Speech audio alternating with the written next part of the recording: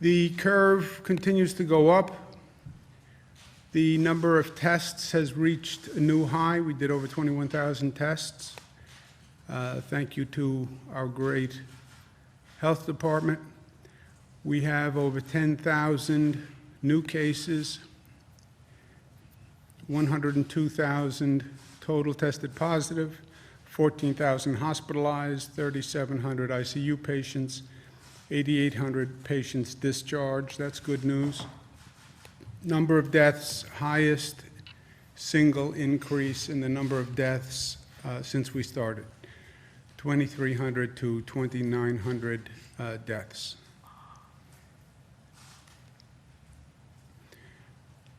You see the totality for New York State, 102,000.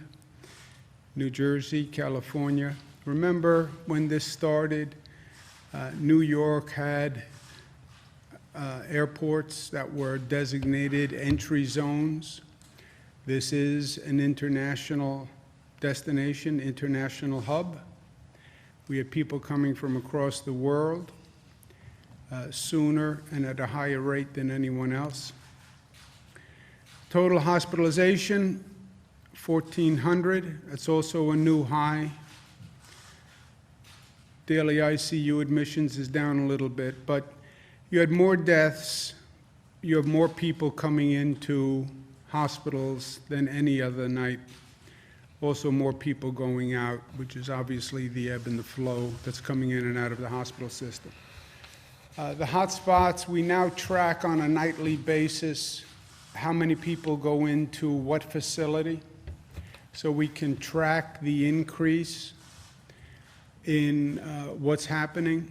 You see an increase in New York City, as we knew. Certain communities, frankly, more in New York City than other communities.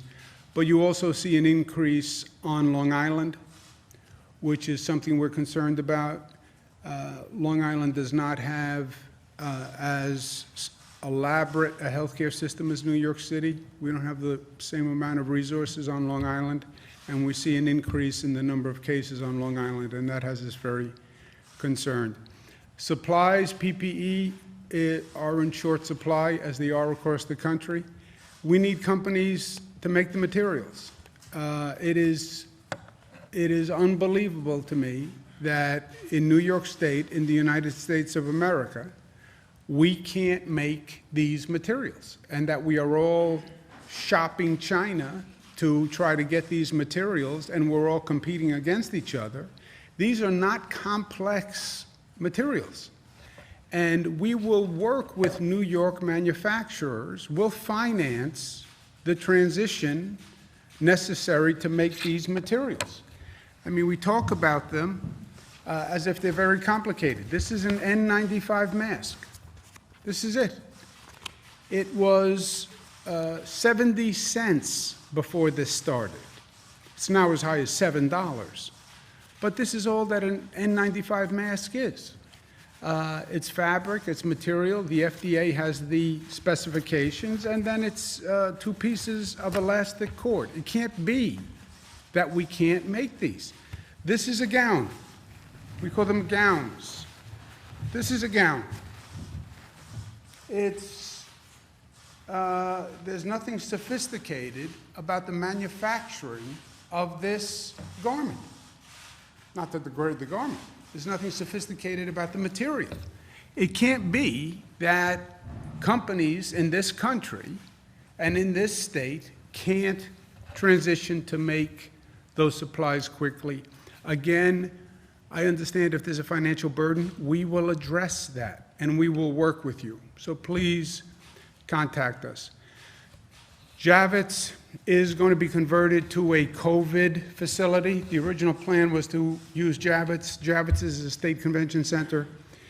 It was retrofitted by the Army Corps of Engineers to hold 2,500 people. The original plan was that it would not take COVID patients, COVID positive patients. It would take non-COVID patients, and it would be an overflow for hospitals. As it turned out, we don't have non-COVID people to any great extent in the hospitals. hospitals have now turned into effectively ICU hospitals for COVID patients. So we wanted to convert Javits from non-COVID to COVID. It's federally run.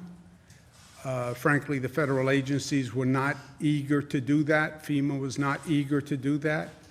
I called the president. I spoke to him about it yesterday morning.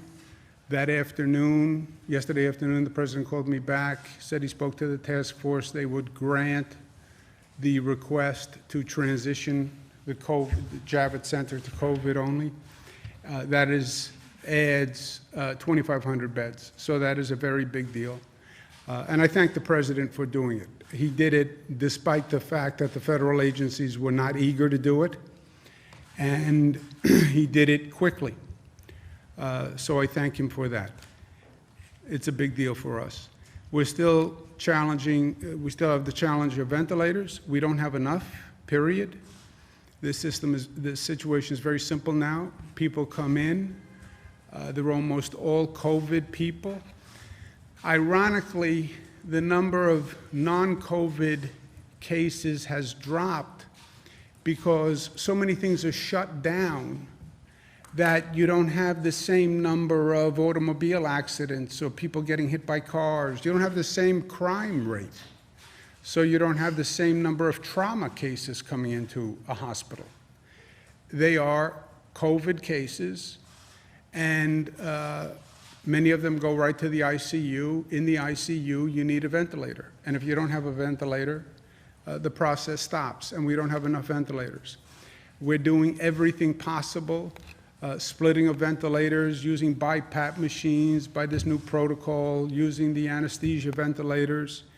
We're talking to the federal government to be as helpful as they can from the federal stockpile, but in truth, I don't believe the federal stockpile has enough to help all the states, because you can't buy the material at this point. We're still trying to buy from China. We're working with Alibaba, which has been very, very helpful to us.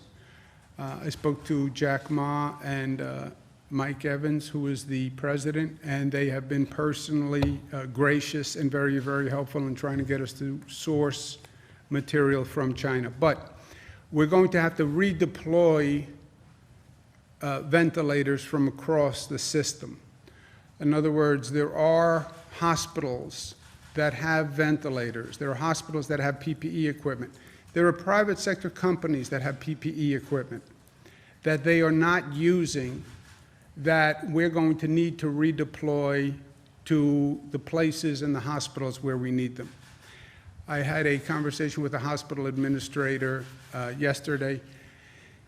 I understand they don't want to give up their ventilators. Ventilators are expensive pieces of equipment. I understand that even if they're not using them, they are reluctant to see them go out the door. The theory is if the government gets them, they'll never get them back. I understand that, but I don't have an option, and I'm not going to get into a situation where we know we are running out of ventilators and we could have people dying because there are no ventilators, but there are hospitals in other parts of the state that have ventilators that they're not using. I'm just not going to allow us to go there. I think it would be wholly irresponsible. So I'm going to sign an executive order that says the state can take ventilators and PPE from institutions that don't need them now and redeploy them to other parts of the state and other hospitals that do need them. Those institutions will either get their ventilator back or they will be reimbursed and paid for their ventilator so they can buy a new ventilator. I can't do anything more than that, but I'm not going to be in a position where people are dying and we have several hundred ventilators in our own state somewhere else. I apologize for the hardship to those institutions. Ultimately, there is no hardship.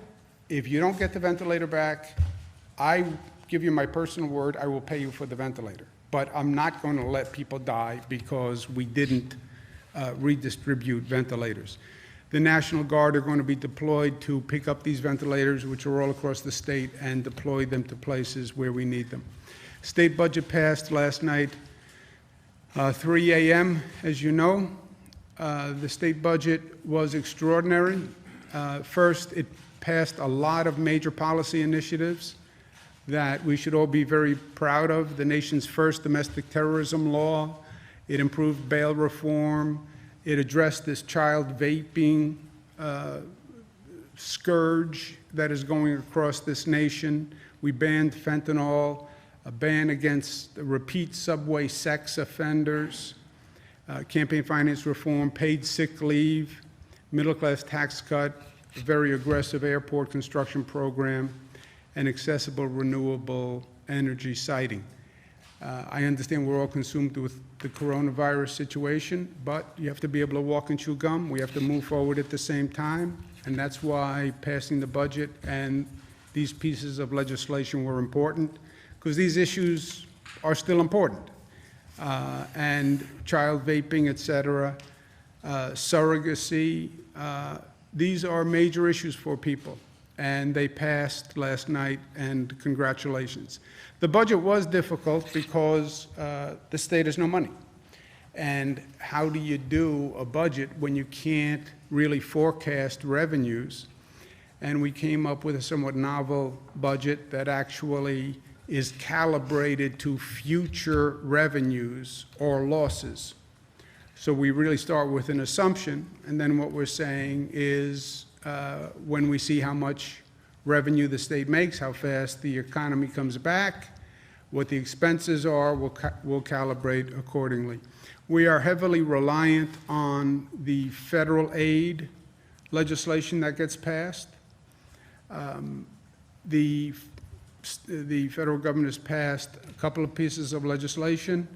They're planning to pass another piece of legislation. It's very important that whatever legislation they pass helps state and local governments. When you deprive a state government, all you are actually achieving is that that state government has to turn around and not fund the programs that were dependent on that state government. We fund education, we fund health care. I spoke to Speaker Pelosi today. She's working on the program for the next piece of legislation. She understands fully the need of state governments. She understands fully the need of local governments. She understands my position on how New York was shortchanged in the past bill. And she said she's going to do everything she can do to help New York. I've worked with the speaker many times. I've known her for 30 years, and I believe her, and her credibility and her competence is unparalleled in my opinion. So I'll be working with the speaker and the rest of the congressional delegation going forward, but we need federal assistance. Depending on how much federal assistance we get will be that calibration of the budget going forward. Coronavirus response in general.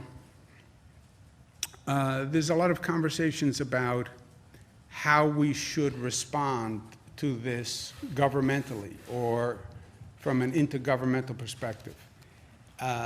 People want to say, well, this is a states' rights question versus federal interference. Who should decide what's done on a state level? There is no governor who is arguing that their states' rights are being trampled, right? So it's not a states' rights issue. No one is standing up saying the federal government is trampling my rights. I've said that on other occasions, but no governor, Democrat or Republican, is saying that here.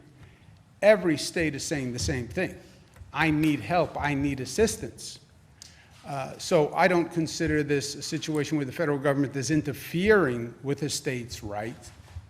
This is a situation that is by definition, a national disaster emergency situation where the states need and welcome the federal assistance. I've done, I was in the federal government, as you know. I worked on scores of federal emergencies. The only operational model that I see that could potentially work here at this stage where we are today with the realities we're facing, where no state can get the supplies they need. No state can get the PPE they need. No state can get the ventilators they need. The market has literally collapsed. The only operational model that I see is you have curves. We've been talking about our curve. You have curves in different parts of the country. And those curves occur at different times. It depends on when the outbreak started in that region, how quickly it spread. So you have different curves in different parts of the country occurring at different times. I think the only practical solution at this point is focus on the emergency that is in front of you. Focus on the emergency at the place and time that is in front of you. And then redeploy to the next situation. So New York is the tip of the spear, so to speak. We have the high numbers. We have the first major encounter. Deploy resources to New York. We'll hit that curve. We'll be at the top of the curve. 17 days, 21 days, we're on the other side of the curve, and we're coming down. And then I don't need the ventilators that we've amassed and split and the BiPAP machines. We can redeploy what we have, personnel, equipment, to whatever locality is next. Now, it's not a perfect sequential timing, but if you look at the projected curves, when it's going to hit Michigan, when it's going to hit Illinois, when it's going to hit Florida, you'll see that there is a timing sequence to it. Why not? Or what is the alternative to now saying, let's help each other. Let's focus on each situation as it develops, and let's move our resources and personnel as it develops. What is the alternative to the crisis that we see looming nationwide? You do not have enough. The federal government does not have enough material to sit there and say, whatever you need, I can get you. Don't worry, California, don't worry, Michigan, don't worry, New York, don't worry, Florida. They can't. They can't. They have essentially said, I don't have enough in my stockpile to handle all of this. And then you get into a blame game. Should it have been in the federal stockpile? Should states have had stockpile? Forget that. The reality is, how do you handle this operationally unless you go from place to place with the proviso that you say, and then each state has to help every other state as we go along? There is a simple analogy to this that we live all the time. When we have minor emergencies or disasters, when we have a minor hurricane that's regional in nature, or a minor flood, power goes out, what do? All the power and utility companies from all across the country descend on that region that needs help, right? After a hurricane, power lines are down. You look at the highways, you see all those trucks coming in from different states, right? Arizona trucks, Colorado trucks. When Florida has a hurricane, what do? We get in the trucks, everybody drives down to Florida. Personnel, etc. When Puerto Rico got into trouble, what did we do? Con Edison, New York, Rochester Gas, they all went down to Puerto Rico. Why? Because help the place that has the crisis. This is that on a macro scale. New York is in crisis. Help New York. And then pick up, decamp, and then go to the next place as this rolls across the country. There's not a perfect timing. There will be 2 parts of the country that hit an apex at the same time. There will be 3 parts of the country that hit an apex at the same time. But I do not see any operational, practical alternative to dealing with this going forward. And by the way, this is all operational. There is no concept, there's no abstraction, there's no philosophy to this. This is a person walks in a door. Do you have a bed? Do you have a staff person? Are they wearing PPE? And do you have a ventilator? And are they all present at that moment when that person walks in that door? That's all this is. That's all this is. Forget testing, vaccines. That's a separate project. That's not where people are going to die in the near term. People are going to die in the near term because they walk into a hospital and there's no bed with a ventilator because there's either no bed or no staff or no PPE or no ventilator. That is what is going to happen. And I think this is the only way to avoid it. And look, I believe the American people are there. You know, how many times have we seen a disaster across this country, and how many new Americans just show up to help? I mean, it's in the American DNA to say, we're here to help one another. It is e pluribus unum. I didn't have to put that on the seal. That's just a reminder. Out of many, one. We're community, we're Americans. We're a family, we're brothers and sisters. There's a commonality. Well, I'm a New Yorker, you're from California. I know, those are lines on a piece of paper. We are the same. We're the same. And we know that here in New York. I asked for people to come help New York. Health officials, health professionals, 20,000 people volunteered in a matter of days to come help New York in the middle of a pandemic. 20,000 people. Think about that. 20,000 health professionals said, I'll leave my home and come to your state. Systematize that voluntarism. Systematize that generosity, that charity, and that expertise.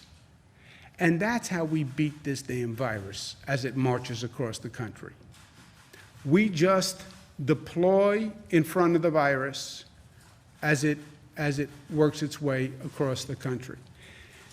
In any event, when our curve is over, that's what we're going to do. New Yorkers are going to take what we've amassed, we're going to take our equipment, we're going to take our personnel, we're going to take our knowledge, and we will go to any community that needs help. We're learning things that, fortunately, no other community had to learn because we're first and because of the intensity of the situation here. When our urgent need is over, we will help any community in this nation that needs it, because that outpouring has been there for us. You know, I remember post 9/11. And I remember post 9/11, without asking anyone for anything, the people who showed up in New York just to help. Tradesmen bringing tools, people bringing food, people bringing trays of cookies, whatever. They just showed up. Nobody asked. They just showed up and said, I'm here to help, or stood on a corner helping people. That's America at its best. And at this time, when we're dealing with our worst, let's deploy America at its best. And we know what that is. And that can help us. Questions, comments? How many workers wear face coverings? Dr. Zucker? So there's no data to support the effectiveness of face masks, and I understand that usually we like to have base things on evidence, and And unfortunately, in difficult times like this, we have to go with expert opinion, and right now the data there isn't data to suggest whether masks, except for those who are ill and those who are healthcare workers, and that's why we're reserving those for healthcare workers. Well, the U.S. Mayor said he was pointing to a study that showed that there is evidence of that. Well, the evidence that, like I was saying, that there's no clear evidence to suggest that face masks, whether made out of cloth or even whether general public using face masks, but we're continuing to look at the data all the time that's coming in, and we're examining that right now. I think it's, let me ask the doctor for a qualified opinion. I think it's fair to say the masks couldn't hurt unless they gave you a false sense of security. You know, when a doctor talks about a mask, they're talking about a form-fitting mask that goes around your nose that doesn't allow any other air to come in. That's really what a mask is. So to ask a doctor, does a bandana help? I said to the doctor inside, I said, you know, I'll just get the bandanas that I wear when I ride my motorcycle. And he was like, yeah, that's not going to help. This is what the doctor thinks of as a mask, right? But could it hurt? Might it help? I think it's fair to say yes, but don't get a false sense of security that now you don't have to social distance and you don't have to take the normal precautions because you're wearing a bandana. Is that fair to say? That's absolutely fair to say. Governor, how many ventilators do you expect to seize from upstate hospitals, and how are you going to decide, you know, if the curve hits in upstate at the same time that New York City still needs those ventilators? How do you Yeah. decide who gets First of all, don't use the word seize. I didn't use that word. That's a harsh kind of word. It's sharing of resources. We're going to share resources. We're not going to have any part of the state that doesn't have the resources they need because we didn't share resources. We are tracking every night, every hospital, who comes in, what they have, what they need. And we're just sharing and shifting resources, which is the only intelligent thing to do among one group of people. Right now, the numbers in upstate New York are lighter than the numbers in downstate New York. But that is going to change. It is in New York City. Now you're seeing Long Island start to light up. We had Westchester light up. Numbers are growing in Erie. You're going to see that wave move through the state. You've been watching it every day on that map as every state, every county is now colored in. We're going to shift resources all across the state to whatever place has that need at that time. And we're going to make sure every hospital has the resources they need to do the normal business. What is fascinating is the normal business has dropped off dramatically for a hospital. Why? We canceled all elective surgery. So elective non-critical surgery is not happening. And when we close down most of society and people are staying home, less people are getting hurt. Less bicycle accidents, less crime. So hospitals who are not dealing with COVID are seeing very low activity. And it's not that we're going to leave any healthcare facility without adequate equipment, but they don't need excess equipment now, right? Most of these hospitals put together stockpile, you know. You'll have 50,000 masks. Well, 50,000 masks, how long does that last you? 5 months it lasts me. Okay, you don't really need a 5-month supply right now. Keep a 1-month supply, give me 4 months, and God forbid you need it because there's a problem, I'll redeploy it the other way. Otherwise, I owe you 4 months worth of masks and I will pay you for it. Well, so following Marie's question, how many ventilators are we talking about going from upstate to downstate? We have to see how many. We haven't done that calculation, Jesse. So if a hospital has, you have to go hospital by hospital. How many do you have? How many do you need for the immediate future. But ideally, how many would you draw down?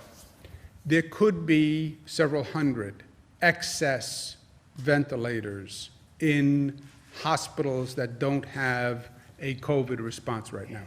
And are you still anticipating or projecting that you've basically got 6 days worth of supply in New York City, or would this fiddle with that number a little bit? This is a number, several hundred could represent several hundred lives.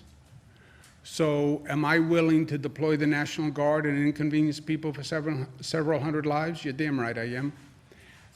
Several hundred ventilators doesn't fix the problem, obviously, but it's a significant number of ventilators when you can't find ventilators anywhere else and you've done everything else that you can do. Oh, we're still at 6 days. Yes, basically. yes. Are you refusing to? Well, let's do it this way. Let's do it this way. You're burning the burn rate is about 300 ventilators per day.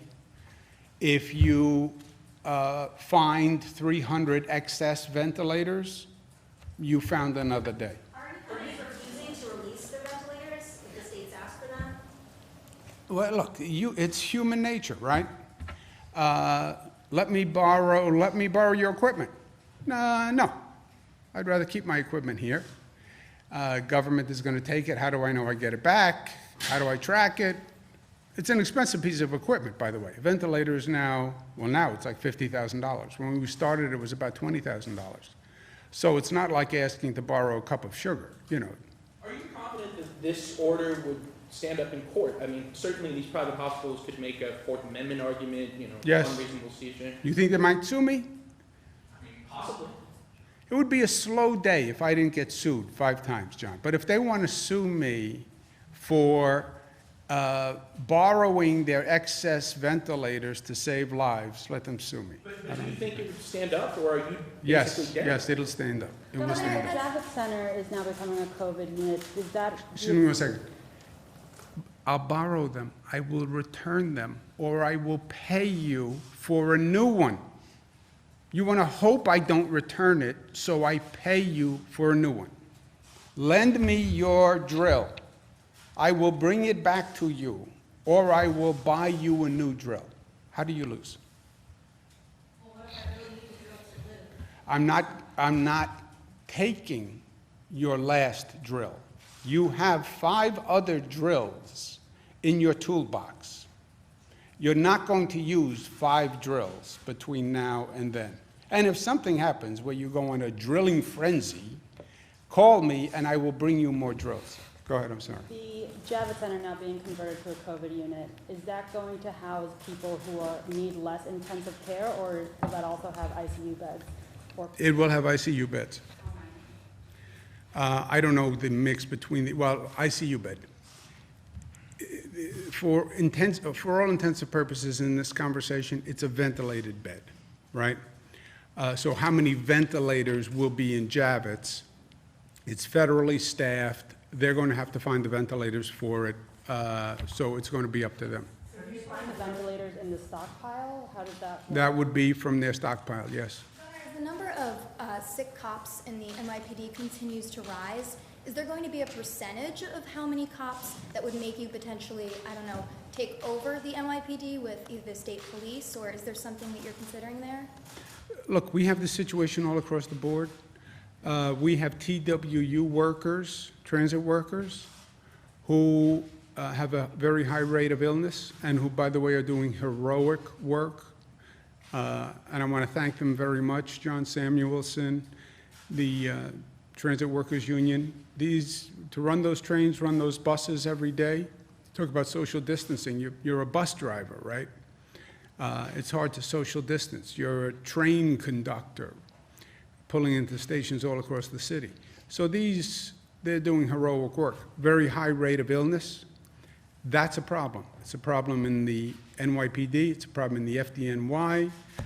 It's a problem all across the board. It's a problem, serious problem with healthcare workers, nurses, and hospital staff. So it'll be on a case-by-case basis, Bernadette. We'll look to the localities. We have the same situation in Nassau and Suffolk, by the way. We'll look to the locality. what do they think is a level where they need backup, and then we'll do everything we can to provide backup.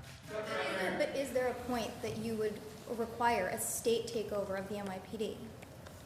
No, you couldn't do a state takeover of the NYPD. I would be of assistance to helping the NYPD. We have to perform a policing function, right? That's state constitution. Provide public safety. The NYPD, if they have a serious staff shortage, then I would work with them to figure out how we remedy that. But the NYPD is something like 30,000 employees. There is no replacing 30,000 employees. Now, there is there an update on the number of COVID patients from the New York City area who have been transferred to upstate hospitals, especially in the capital region? Does anybody know that? We have transferred over the course of the last 2 days several dozen patients back up to this area, and we're working closely with the hospitals down there. Governor, have you spoken to federal authorities about the situation on Comfort? We reported last night that there were only 20 patients there. That seems to be a vast underutilization of that. Yeah, I did not speak to the president about the Comfort in any depth. The Comfort, the original agreement on the Comfort, the ship, it was for non-COVID people. I think the Navy, I'm going to speak to the Secretary of Defense. The Navy's position is they don't want to put COVID people on the ship because it would be too hard to disinfect the ship afterwards.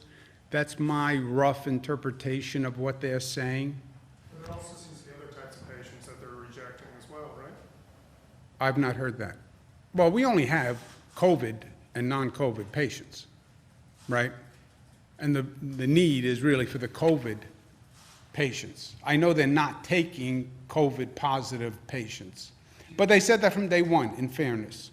Now, I don't know the science of ship disinfecting to know whether or not they're being overly dramatic, but so I'll take their word for it. Governor, Could we return to the slide with the total confirmed cases of coronavirus? Yeah, but that tests my technological ability, Zach, which you know is a little, which one did you want? The one with the total, the county breakdown of the confirmed cases The county, breakdown. can one of you, can you do that? There must be some better way of doing this.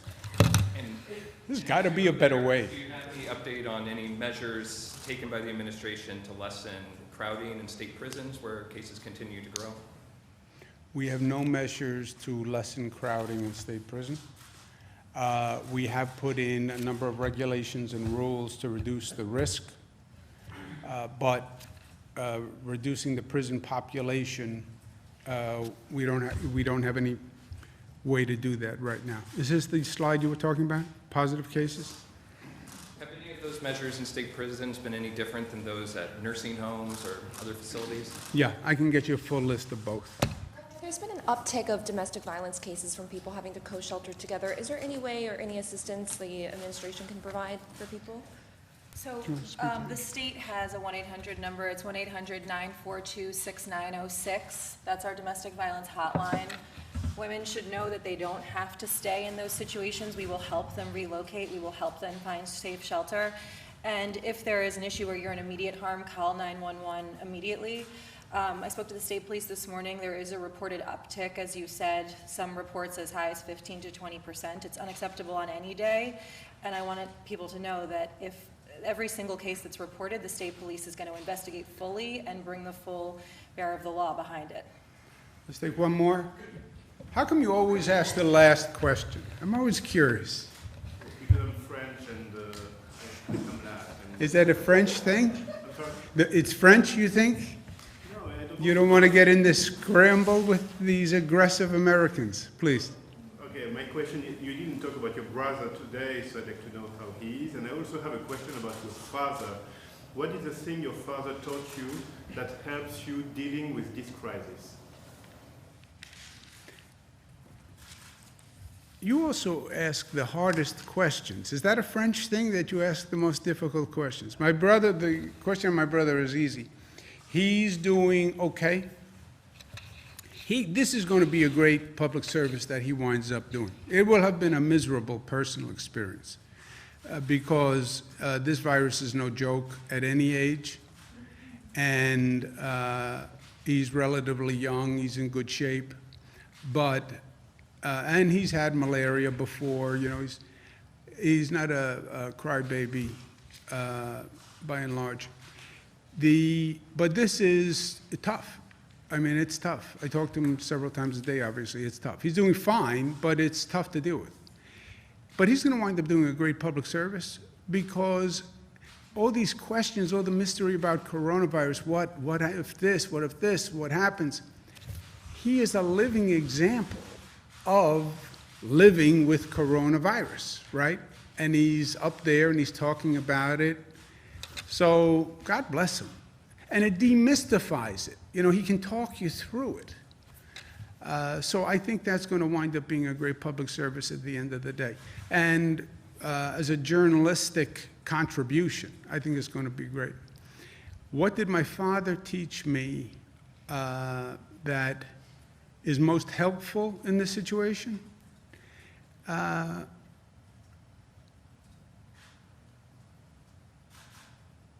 You know, he taught me so many things on so many levels that it's hard to say. But he had tremendous stamina. He loved Winston Churchill, never give up, never give up, never give up. That's where we are. He taught me to trust in love and love's triumph over anger and hate and selfishness. And we need love now. We need love as a people. Am I seizing ventilators? No, I'm taking excess equipment to save lives, you know. It's about doing the right thing. It's about love, and people will respond to that in this state and in this country. And I think those are the two greatest things. This is hard personally.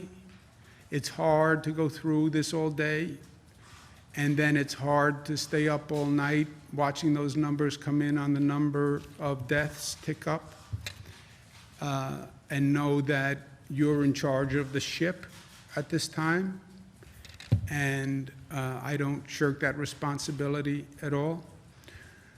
But I went through a lot of hard times with him, and eventually you go through the darkness and you find the light, and we're going to find the light. Thank you, guys. The budget doesn't make big cuts now. How are these cuts going to impact the